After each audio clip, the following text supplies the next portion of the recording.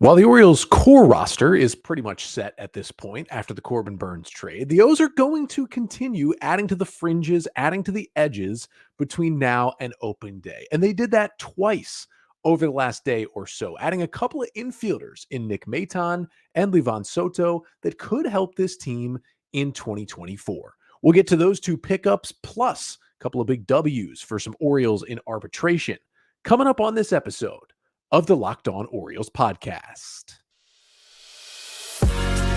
You are Locked On Orioles, your daily Baltimore Orioles podcast. Part of the Locked On Podcast Network, your team every day. Hey there, Orioles fans. Today is Friday, February 9th, 2024, and welcome back into the Locked On Orioles podcast, part of the Locked On Podcast Network, your team every day. As always, I'm your host, Connor Newcomb. And coming up on today's episode, we're going to take a look at a couple of roster moves that the Orioles made over the last 2 days. On Wednesday night, acquiring Nick Maton in a small trade with the Detroit Tigers, and on Thursday, picking up Liván Soto off waivers from the Anaheim Angels. We'll get to how those two guys could help the Orioles, how they fit into the roster this year. And then we'll also get to arbitration. Austin Hays and Jacob Webb, both going to an ARB hearing with the Orioles and both winning their hearings against the team. We'll talk about what their roles could be for the team this year, and specifically in Hayes' case, moving forward with the Orioles. But that's all coming up on this episode of the Locked On Orioles podcast, which is brought to you by FanDuel. Make every moment more. New customers can join today, and you'll get $200 in bonus bets if your first bet of $5 or more wins. Just visit FanDuel.com/lockedon to get started today. So let's begin today's episode with Nick Maton. He is probably the bigger name of the two infielders that the Orioles have acquired over the last couple of days. And this news broke essentially right after I stopped recording Thursday's episode, which if you haven't checked it out, go check it out. Talked about David Rubenstein taking over the Orioles and what his kind of top 3 to-do list should be to change the O's for the better. Right when I finished recording that on Wednesday night, I see the news. The Orioles have acquired Nick Maton in exchange for cash considerations in a trade with the Detroit Tigers. So that move right there, you might be puzzled a little bit. You're saying, well, the Orioles' deepest position in the majors and in the minors right now is the infield. So why are you going and getting another kind of fringe depth infielder? Well, that's just the reason why. He is depth. Now, Maton was DFA'd by the Tigers on Monday after they made room for left-hander Colton Ingram, who they had picked up a couple of days prior. And this is basically the exact same thing the O's did a few weeks ago when they brought back Tyler Nevin and did it from the exact same team, the Detroit Tigers. Nevin was DFA'd by the Tigers. The Orioles said, you know what, we could use that depth. Instead of waiting for him on waivers and knowing he probably won't get to us because the Orioles, because they had such a great record last year, are 29th on the waiver wire right now. Pretty much every other team gets a shot to claim a player before the Orioles do. They said, you know what? Let's incentivize the Tigers here. And what you can do when a player is DFA'd and placed on waivers, you can still trade that player for, I believe it's a 10-day window while they sit on waivers. And so the Orioles jumped ahead and said, hey, Tigers, we'll give you some cash for Tyler Nevin. Pull him off waivers. Just give him to us. That's what happened. And the exact same thing happened to Nick Maton. The Orioles said, we'd like him.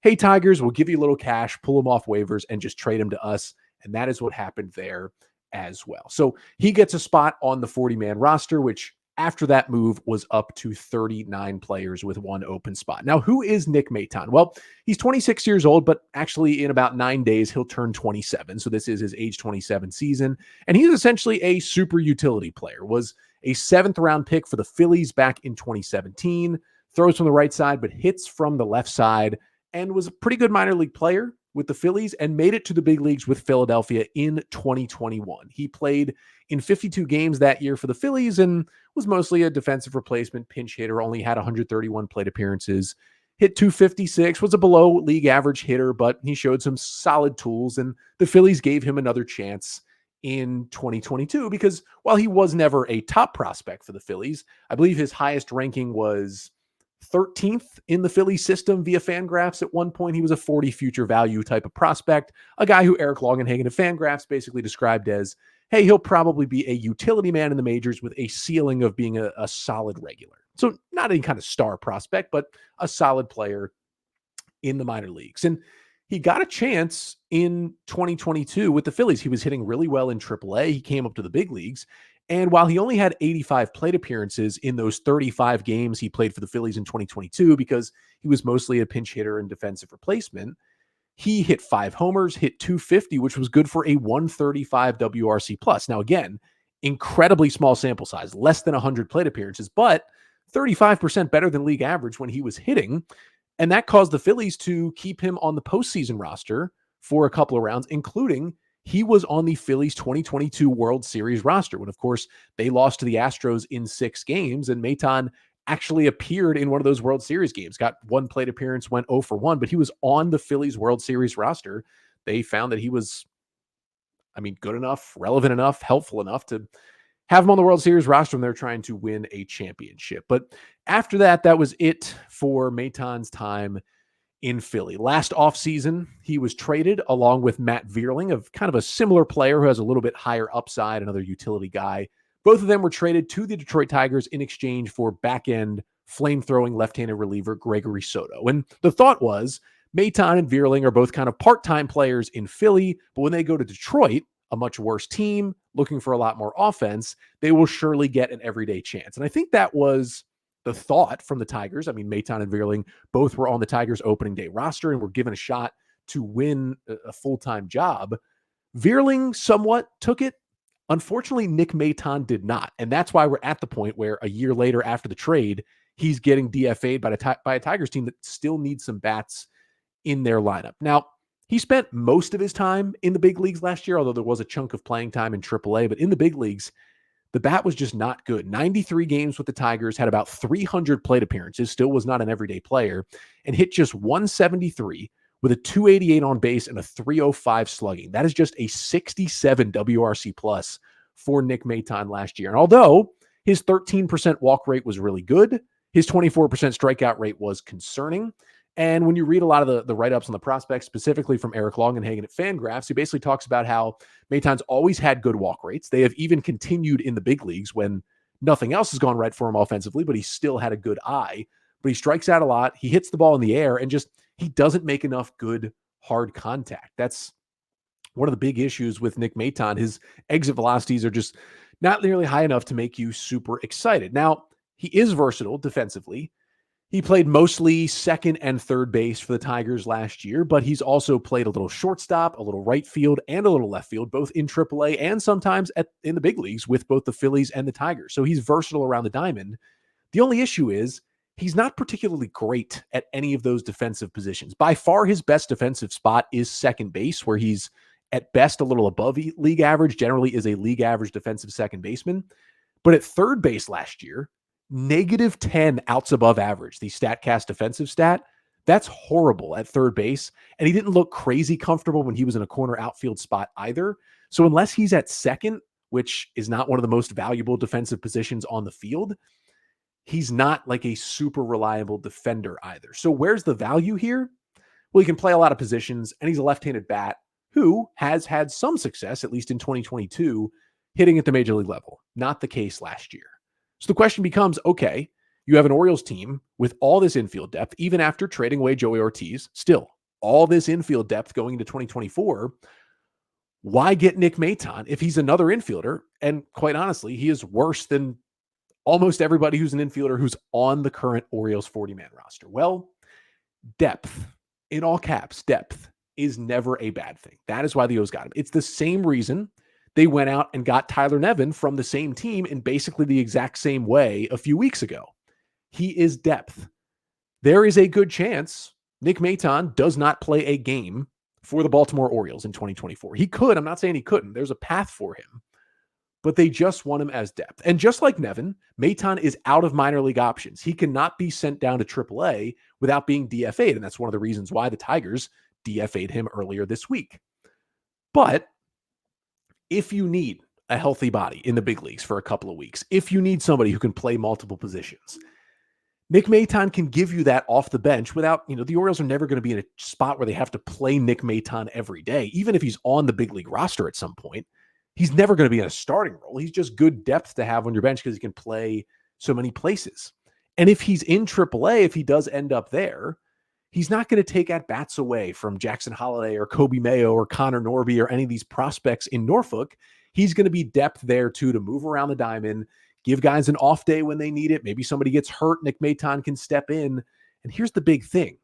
Even if he ends up at AAA, like I think Tyler Nevin will as well, at worst, it's an upgrade on what the Orioles had to do for AAA depth last year. If you remember later in the season, once Jordan Westberg had been called up and once Colton Cowser had been called up, and of course, the Orioles have had Gunnar Henderson in the big leagues for a while there, and Joey Ortiz was dealing with some injury issues, and the Orioles were kind of short-staffed just among hitters in AAA. So they went out and signed Robbie Glendening and Joseph Rosa and Ben DeLuzio, all to minor league contracts, just to fill out the lineup in Norfolk for about a month there. And those guys were even playing like in the postseason when the Tides went on to win the championship.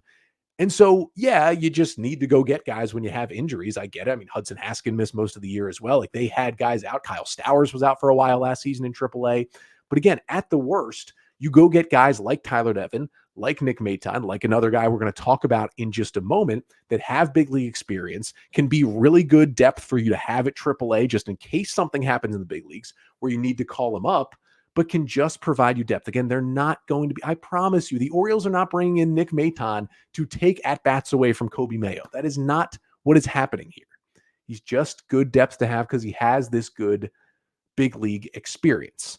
And again, he doesn't have options left. So if he doesn't make the opening day roster, which I don't see happening, the O's would have to DFA him again and send him through waivers. And it's the same thing I said when they acquired Tyler Nevin a few weeks back. I said, look, there's a really good chance that between now and opening day, the Orioles will DFA Tyler Nevin. And they're going to do the same with Nick Maton. He doesn't have any options left. And it's a really, really small chance he gets an opening day roster spot. The Orioles are just going to hope that both Maton and Nevin, or at least one of them, can pass through waivers, can come off the 40-man, but can stay in the organization in AAA Norfolk, get some at-bats, and be ready to come to the big leagues if the Orioles need him.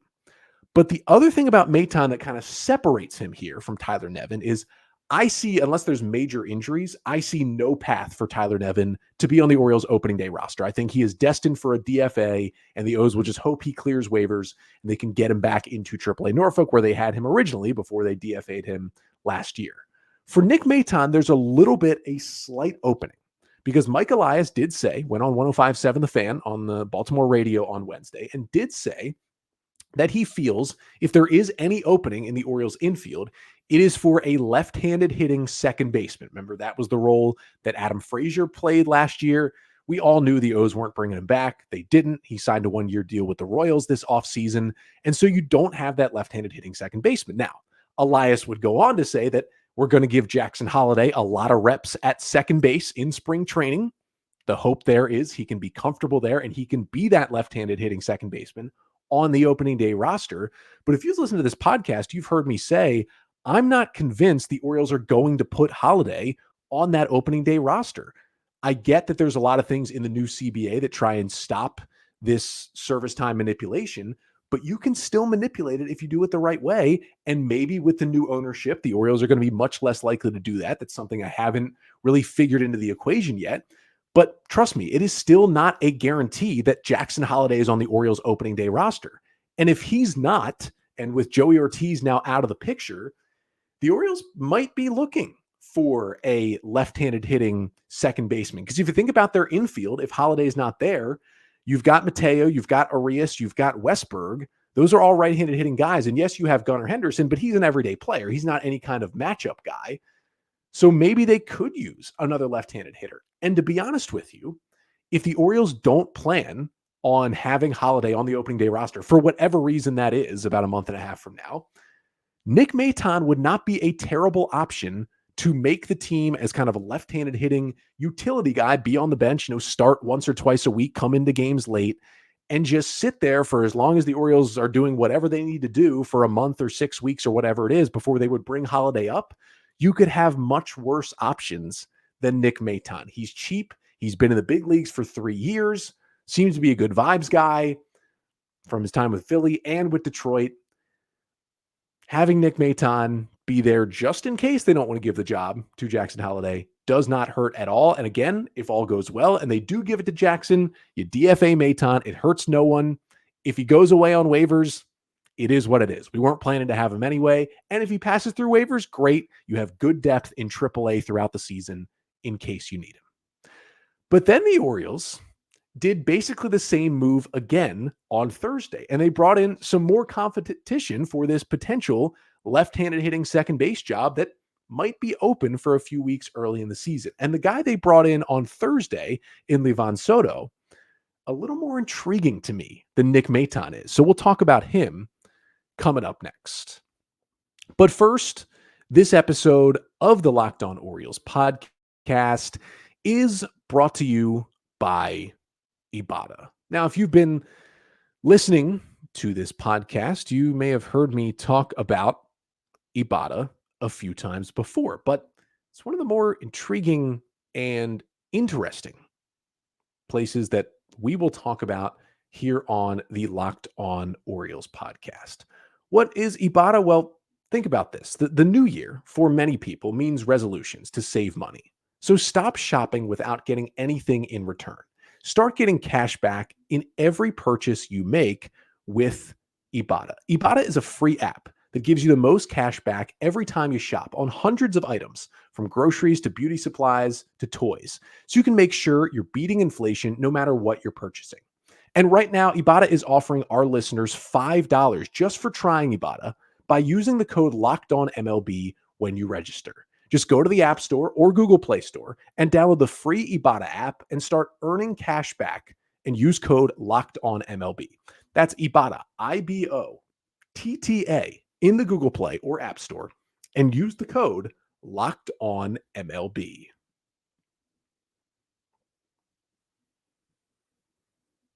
So the Orioles may have, they really may have some at-bats for a left-handed hitting second baseman early in the season if they truly do not put Jackson Holliday on the opening day roster. Nick Maton is now an option, but also Liván Soto is also an option as well. The Orioles on Thursday claiming the 23-year-old left-handed hitting infielder Liván Soto off waivers from the Los Angeles Angels. Soto had been DFA'd by the Angels earlier this week, and he's a little bit younger than Maton and maybe a little bit more intriguing for the Orioles as well. As I mentioned, Soto, 23 years old, originally was signed by the Atlanta Braves as an international free agent out of Venezuela in 2016. Also a left-handed hitter who has played mostly second base, but also around the infield at shortstop and third base as well throughout his minor and major league career. But Soto had an interesting time in the minor leagues because after basically just one full season in 2017 with the Braves system, the Braves were forced to release Soto among other players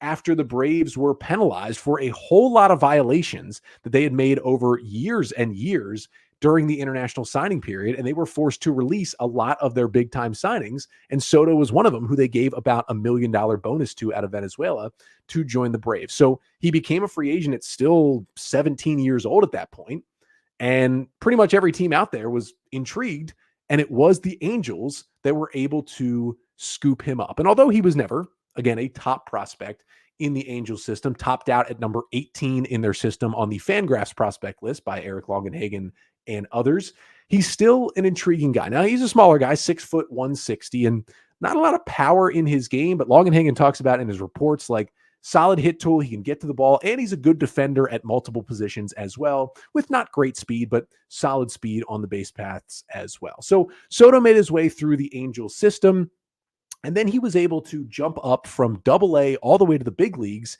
in 2022. That's not abnormal, honestly, for how the Angels have been operating lately. If anybody does anything in AA, get them up here, try to help Ohtani and Trout get this team to the postseason. It didn't work, but they've done it with plenty of players. And he played in 18 games down the stretch in 2022, only had 59 plate appearances, right? Super, super small sample size. But man, did he hit when he got those 59 plate appearances. Hit 400 with a 414 on base and a 582 slugging, just a 3% walk rate with a 22% strikeout rate. But that is a 181 WRC plus. And I know it's only 59 plate appearances, but you can't start your big league career much better than Liván Soto did. And he played all around the diamond, second, short, and third, mostly second and short in the big leagues, although he's played a good amount of third in AA and AAA as well. And then it kind of reversed a little bit. After not playing in AAA at all, that is where he played most of his 2023 season. He did play 4 games in the big leagues for the Angels in 2023, went 2 for 9 with a handful of walks and strikeouts, but most of last year was spent in AAA. And all that offensive firepower he showed in 2022 in the bigs just kind of wasn't there last year. 79 games, 350 plate appearances in AAA Salt Lake for the Angels, 248 average, 347 on base, 389 slugging, 13% walk rate was really good. 24% strikeout rate, a little bit troublesome for a Soto guy who had been known for not striking out too much in his time kind of going through the minor league system with the Angels. Now, he did have a career high 9 home runs across the 3 levels that he played at last year, and that's good. He's starting to fill out. You're seeing the power play. He's still only 23 years old, but generally just does not hit the ball hard. 103 mile per hour max exit velocity is not impressive at all. 21% hard hit rate for him in AAA last year. I mean, those are very low kind of quality contact and hard hit numbers. That's not something you're looking for. Now, it's not really his game. Again, he's a smaller left-handed hitting second baseman, so he doesn't need to hit 25 homers a year. He can be more of a slap hitter and more of a contact guy. But then you ask, okay, he's another guy who struggled last year, just like Nick Maton, just like Tyler Nevin. Why do they continue to bring these guys in? Well, again, it's kind of the same things I talked about with Nevin and Maton. There's no such thing as too much depth. And the Orioles are starting spring training in about a week from now, and they still had an open 40-man spot. Even after getting Maton, they had 1 spot open. Claiming Soto means the 40-man roster is full at this point as I record on Thursday night. But that doesn't stop the Orioles from adding players. Here's kind of the other good thing about Soto, Nevin, and Maton. There's 0% chance that we get to opening day and all 3 of these guys are still on the 40-man roster. It just can't happen, just because some of them have to be taken off to go to AAA and some of them just won't make it through spring training. So you know that you have 3 guys who are somewhat expendable. Like, you want them for depth, but they're somewhat expendable. So if another guy comes along on waivers or via trade, or you want to put someone on the opening day roster like Jackson Holliday, who's not currently on the 40-man, you got to make a spot for him. You have these 3 easy decisions that you can make there. And again, if Holliday is going to be on the roster, none of these 3 guys are going to be. So that makes the replacement there even easier for the move that you make. But here's the interesting part about Liván Soto. Not only is he much younger, only 23, than Nevin and Maton are, not only is he a left-handed hitter who plays second base, which is what Elias talked about the other day, he also has minor league options, actually has 2 minor league option years left, which makes him a little more intriguing than those other guys, because to send him down to AAA to begin the season, which is most likely what's going to happen, you don't have to put him on waivers. You don't have to DFA him. You can simply option him to AAA and keep him on the 40-man for a while if you'd like to. Now, the Orioles still may want to clear up that 40-man spot at some point, but it's nice to know that at any point when you need it, he does have minor league options, which makes it much easier to send him up and down on that roster. So with these guys in the fold, Maton and Soto, here's my guess at what happens. If Jackson Holliday makes the opening day roster, the Orioles DFA Tyler Nevin and Nick Maton and hope that they pass through waivers. They probably keep Soto on the 40-man, maybe not, but they option him to AAA. If Holliday does not make the opening day roster for whatever reason that comes from the Orioles, I think Nick Maton really could make the opening day roster. Nevin also gets DFA'd, and Soto probably gets optioned and maybe even gets DFA'd himself because they want a 40-man spot for Nick Maton. Again, I think this only is down to Maton or Holliday. Obviously, if you're going with upside and talent, you're going with Holliday, but there's a lot of other unfortunate factors that go into a decision like this, like the service time manipulation. So that's why the O's did it, right? There might be an opening. You have space on your 40-man roster. Why not? Get him here, get him to big league spring training, see what they can do, and see if they really impress you. See if they can pull a Ryan O'Hearn and just kind of make this team force their way onto this roster. It's happened before with Orioles players. It will happen again because Mike Elias and his crew are very good at identifying talent. So again, these guys, Soto and Maton, they're not going to block any prospects from doing anything. They're going to provide depth. Depth is always great to have. You can never have too much depth. Let's just see what they can do in spring training and go from there. No need to freak out about cheap depth acquisitions. Every team does it. They're great to have, and they can only help you in the long run. But those were the additions to the Orioles roster this week. They also settled, well, you could say settled in one way, on some salaries with a couple of guys, Jacob Webb and Austin Hays, who are already on the roster as they both won their arbitration cases against the Orioles. We'll talk about that and talk about their roles with the team coming up this year and beyond to finish off the pod. That is coming up next. But first, this episode of the Locked On Orioles podcast is also brought to you by FanDuel. It is only 2 days away. It is truly almost here. Happy Super Bowl to all who celebrate from FanDuel, America's #1 sportsbook. If you're like me, Super Bowl Sunday is all about scoring the best seat on the couch, grabbing your favorite football snacks, and placing some bets. I love looking at the prop bets for the Super Bowl every single year. And FanDuel has so many ways for you to end the season with a W, or even 2, or maybe even 3. Not only can you bet on who will win Super Bowl 58, but FanDuel also has bets for which players will score a touchdown, how many points will be scored, and so much more. And new customers can join today, and you'll get $200 in bonus bets if your first bet of $5 or more wins. Just visit FanDuel.com/lockedon to sign up. That is FanDuel.com/lockedon. Make every moment more with FanDuel, an official sportsbook partner of the NFL.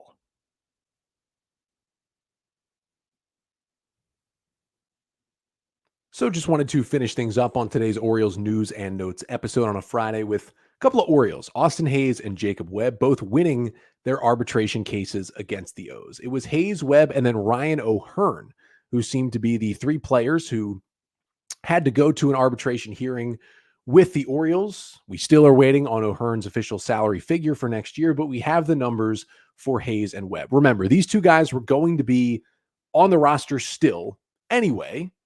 Team and the player just couldn't agree on a salary figure for next year, which is how arbitration works in Major League Baseball. They each filed a number that was different. They couldn't come to an agreement, so they went to a neutral third party who looks at all the stats, hears arguments from each side, and then makes a decision on which person's number better suits what they should make next year. And both players were the winner, which is always a good thing. Start with Austin Hays, who won his case and will make $6.3 million in 2024. It is year 2 of 3 in arbitration for Hays, who got a nice little pay raise, almost double. He made $3.2 million last year in his first year of arbitration. His projection from MLB Trade Rumors was $6.1 million, so he got more than that. And the Orioles, they filed at $5.85 million, but Austin Hays' $6.3 came out on top, so good for him, and he deserves it. I know it was a complete roller coaster for Hays last season, right? First half, hits 314, 136 WRC plus. He's an all-star for the first time. He's one of the best hitters in the American League. Second half, falls off, 86 WRC plus. Couldn't really count on him. Overall, though, he played 144 games, almost 600 plate appearances, hit 275, 325 on base, 444 slugging, 16 homers, a 112 WRC plus, Gold Glove finalist in left field. Like, it was all good in general for Austin Hays last year. Now, I get the second half for the second straight year was tough to watch at times. And it's a lot of questions about Austin Hays. I mean, he doesn't walk a lot. He strikes out a lot. He's a free swinger. That's still an issue in his game. But it was also a good story in the Baltimore Sun this week where Hays' agent talked to the Baltimore Sun and basically insisted that he is interested in an extension with the Orioles. Now, Hays has 2 years of team control left. He will be a free agent after the 2025 season, and he's interested in coming back, but he said he hasn't heard anything or hasn't had any negotiations with the team to this point, but we know that could change once David Rubenstein and this new ownership group takes over at some point here, maybe semi-soon, from John Angelos, and they should have more money to spend, and maybe that means for extensions, even for a guy like Austin Hays. But for me, I'm not sure I would give an extension to Austin Hays. I mean, he's a very streaky player. He's been injury prone in his career.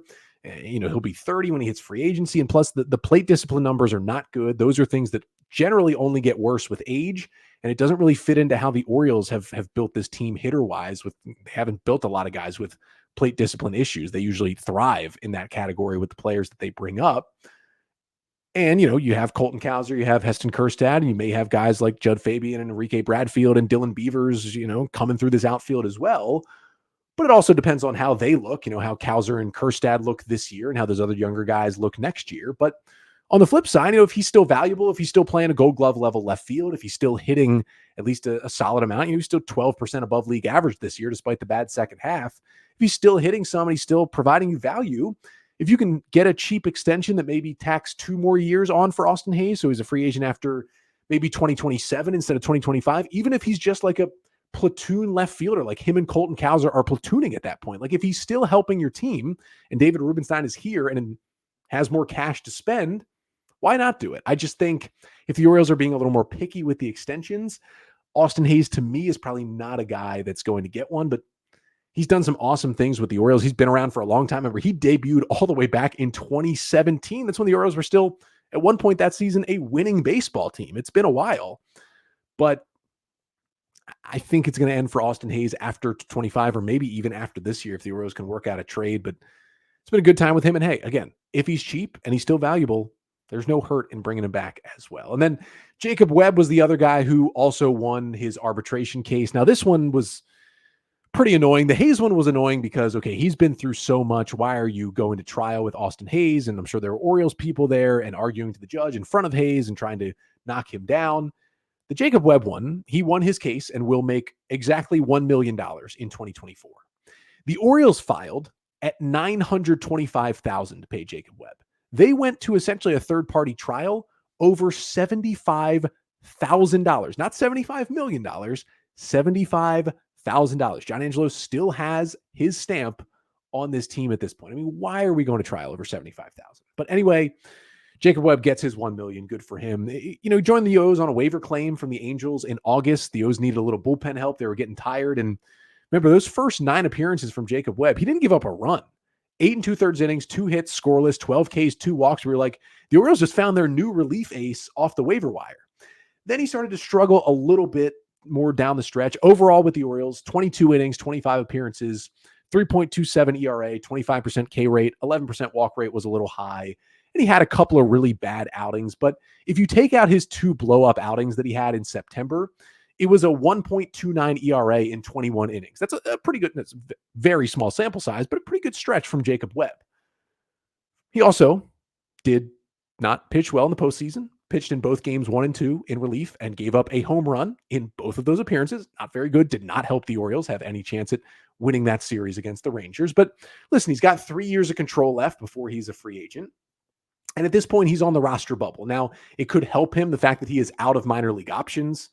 If they had him not make the team, he'd be DFA'd, and almost certainly another team would claim Webb on waivers and the Orioles would lose him. I think that gives him a leg up to make the team as long as he pitches okay in spring training. I still think he has the stuff to do it. And I honestly think because he's out of options, he's certainly like right on the roster bubble right now for the bullpen. But my prediction at this point is Jacob Webb does make the opening day roster, gets one of those final bullpen spots for the O's. And then, they use him in middle relief. And if he pitches well, he keeps the job. And if he doesn't, at some point he does get DFA'd and they replace him elsewhere. But I think it could be still a solid bullpen piece. Definitely showed a lot of flashes with the O's last year. But that'll do it for today's episode. Thank you so much for tuning in today. Thank you so much for tuning in all week. Another big week here on the podcast. That is all thanks to you. Remember, continue to leave a 5-star rating and a review wherever you listen to the podcast, and like, comment, and subscribe to the Locked On Orioles podcast on YouTube. We are getting closer and closer to 6,000 subscribers. And again, we're going to have a fun Orioles giveaway when we get to 6,000, but you got to be subscribed to the YouTube page to be entered. That'll do it for the week here on the pod. We are back on Monday. Got a couple of episodes already lined up for early next week. We're going to talk about the Orioles minor league coaching staff. They announced all of their staffs, some new names and some intriguing names that are in that staff, some cool promotions as well. We'll get to all of that, laying out the minor league staffs. We'll talk about some sponsorship deals at Oriole Park. Could Oriole Park be renamed potentially? That is something that's got a lot of fans up in arms. We'll talk about that next week. And also some more news coming out about, how quickly this Orioles sale could happen, and some more news about in what way Masson could change. Good reporting in the Baltimore Sun this week about that. We'll get to that on the pod next week, starting when we return on Monday. But until then, I'm Connor Newcomb, and this has been the Locked On Orioles podcast, part of the Locked On Podcast Network. Your team every day.